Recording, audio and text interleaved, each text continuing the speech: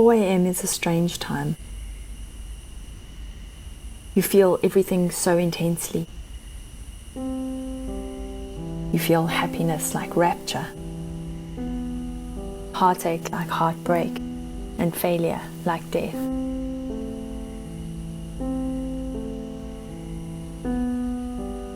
But a spiritual teacher who has profoundly influenced my life and my writing also once said that 4 a.m. is a good time to feel grateful. And I am.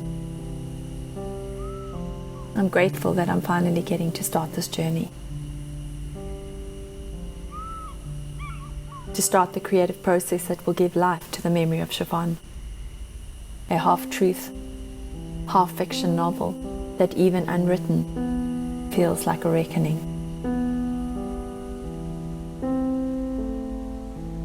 No book is easy to write.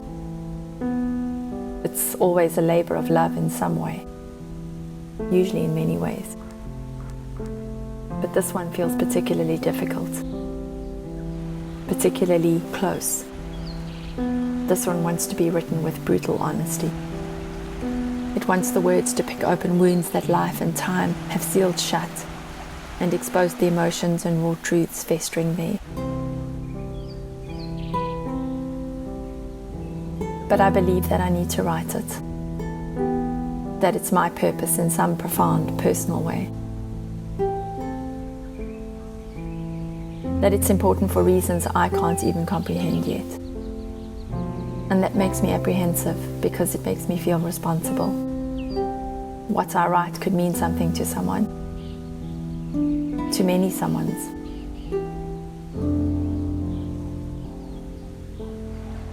But it also makes me curious and excited, ardent and awakened. I know that embarking on this writing pilgrimage, this emotional exploration, will give me a chance to relive and relearn the harrowing journey that I took with my mother during the last 13 years of her life. A journey to half-remembered places, to self-discovery, to forests of mythical creatures in an 8-year-old's imagination, to adventure, food, cake, and memories. Making them, losing them, and losing yourself. A journey into forgetting and remembering.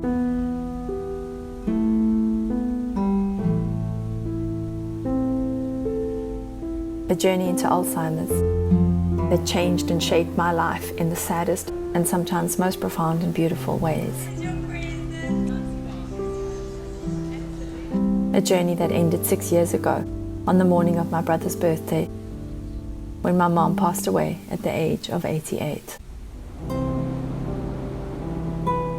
All of her suffering ended that day, but mine didn't. It just changed shape. After my mother died, I didn't know how to grieve for her, even as every inch of my being missed her so much. How do you mourn for someone who left you long before they died? But as a writer, I experienced a growing and urgent need to tell this story, to help others who are going through the same thing we did, and to create more awareness of Alzheimer's in this world, to tell the truth about it. And here's the truth. Having someone you love suffer with Alzheimer's is horrendous, on the deepest human level. It is a harrowing struggle characterized by profound fear, paranoia, loneliness, and a deep, abiding sense of loss. Over those 13 years, my mother lost everything. She lost time. She lost her sense of self. She lost her precious memories. Friends and family, everyone she loved, just disappeared into ether, leaving her completely alone and surrounded by strangers. And us strangers who loved her, lost her too. Even though she was right there in front of us, looking like my mom, sounding like my mom. She was not my mom. I still hung on to brief and fleeting glances of the mother I knew and loved. I still saw fragments of her locked inside her breaking body, and I kept trying to reach her through music, her favorite food, telling her stories of her life, and reminding her she was loved. But she never came back, not until the last 3 weeks of her life, when her organs began shutting down and she was unable to speak. She's sick.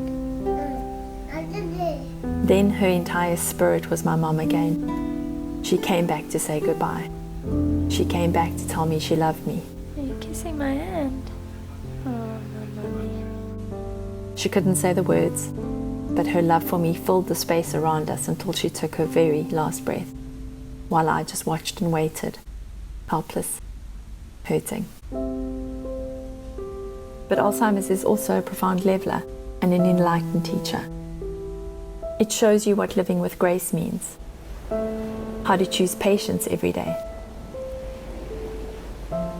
the importance of self-care when caring for others, that being authentic and being kind are not mutually exclusive, that all people have their own way of being in this world, and that ego has no place in the land of forgetting, and that sometimes when you feel forgotten, you are still loved,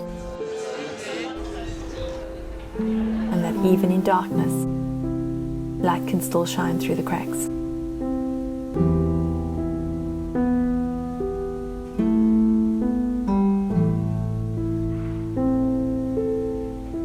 And the Memory of Chiffon tells all of this. It tells the story of Cate, a 42-year-old woman whose personal life is in crisis.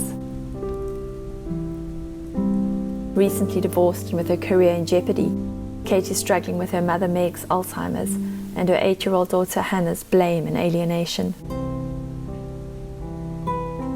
She's also unable to confront the mess that is her life, or Hannah's creation of a fantasy world of mythical creatures. So when Kate's ex-husband Ben tells her that he's climbing Mount Everest and fulfilling a lifelong dream, Cate decides to take Hannah and Meg to some exotic, alluring countries around the world and retrace a trip she took with her parents when she was a little girl. We went on that long holiday, first to South America, and then we went to America, and then we went to Europe.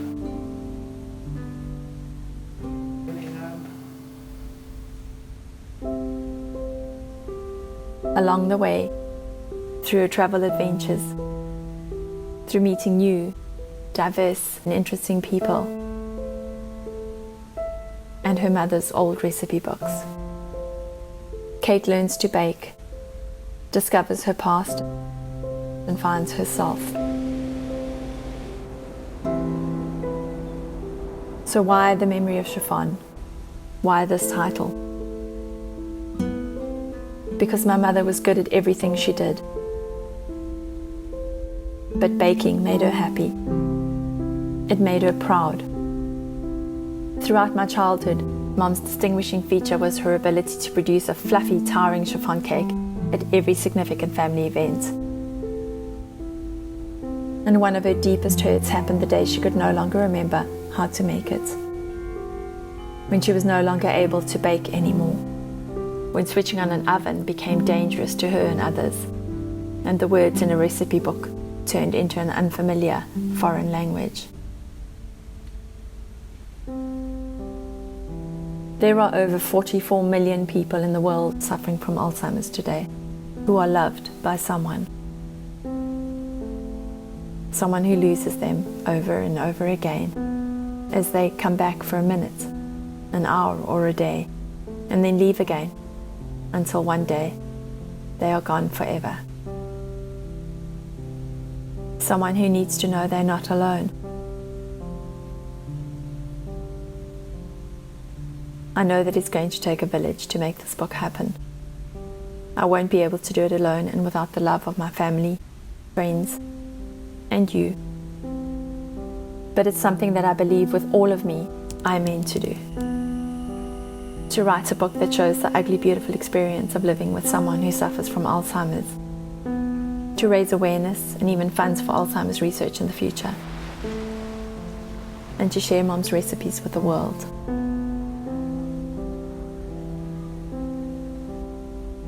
Writing the Memory of Chiffon is what I fully and absolutely believe I'm meant to be doing now, and that the spirit of my mother will guide me through this. But I want to write it my way, and I'd really love your support for a story that wants to be heard. My mother lived with the people she loved, and even though she forgot the people, I believe she never forgot or forgot to feel that love. And I will write this book with love. I will write it for my mother, for my family, and everyone I know who loves and lives with someone with Alzheimer's.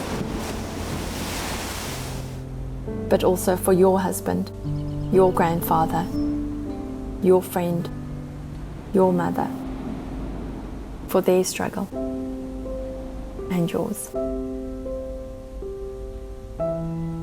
Because the story is mine to write, but it is a story that belongs to the world.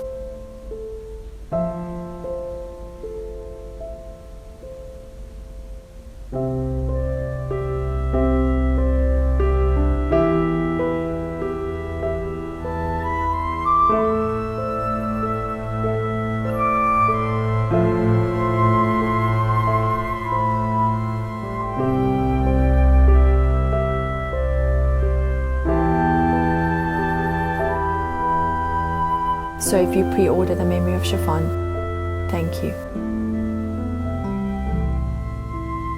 I really hope you will love reading it as much as I will love writing it. I'm so excited for the journey, and I'm grateful to everyone who is a part of it.